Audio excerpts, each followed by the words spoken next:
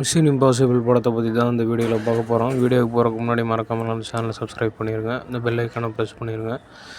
நம்ம Tom Cruise hero வந்து கஷ்டப்பட்டு எப்படியாவது நம்ம முன்னுக்கு வந்துடலாம் அப்படின்ட்டு வந்து பயங்கரமான ஸ்டண்ட்லாம் பண்ணிகிட்ருக்காரு.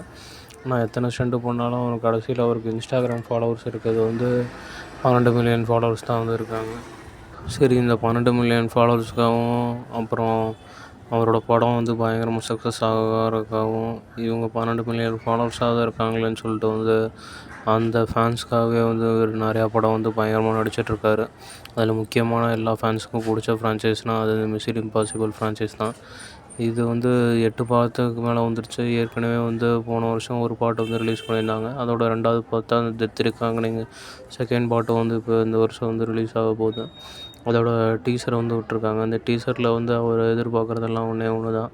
ஏன்னா போன பாட்டிலே வந்து பெரிய மலையிலேருந்து பைக் ஸ்டண்ட் பண்ணார். இந்த பாட்டில் வந்து ஏரோப்ளேனில் தொங்குற மாதிரி வந்து ஸ்டண்ட் பண்ணியிருக்காரு. எந்த டியூப்புமே போடாமல் ரியலாக ஒரு ஸ்டண்ட் பண்ணியிருக்காரு. உண்மையாலுமே வந்து பயங்கரமான மனுஷன்தான். ஏன்னா இந்த வயசுலையுமே பார்த்திங்கன்னா அந்த 45, 59 வயசுலேயும் இவர் தன்னோட பாடி வந்து ரொம்ப ஃபிட்டாகவே வந்து வச்சுருக்காரு. இவரை பார்க்கும்போதும் பார்த்திங்கன்னா இவங்க அப்பாவும் வந்து இளம் வயசில் இருக்கும்போதும் 20, 25 வயசு இருக்கும்போதும் இவங்களையாட்டம் தான் வந்து ஒல்லியாக ஃபிட்டாக இருந்தாங்களாமா. அந்த ஃபோட்டோலாம் வந்து நீங்கள் நெட்டில் பார்த்துருப்பீங்க. அடித்து பார்த்திங்கனாவே தெரியும். நிறைய பேர் வந்து நம்ம டாம் கிரூஸே வந்து வேம்பயர்னு சொல்லுவாங்க.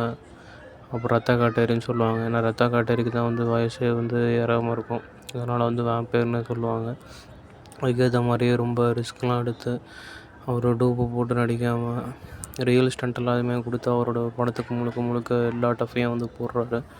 போட்டு இந்த 2வது பாட்டுக்காவது நம்ம ஜான் விக்கின்னு ரிவ்யூஸ் ஆட்டம் பயங்கர ஹிட் அடிக்கும் அப்படின்ட்டு எதிர்பார்த்து தான் இருக்கார். ஃபேன்ஸை நம்பி மட்டும்தான் இருக்கார்.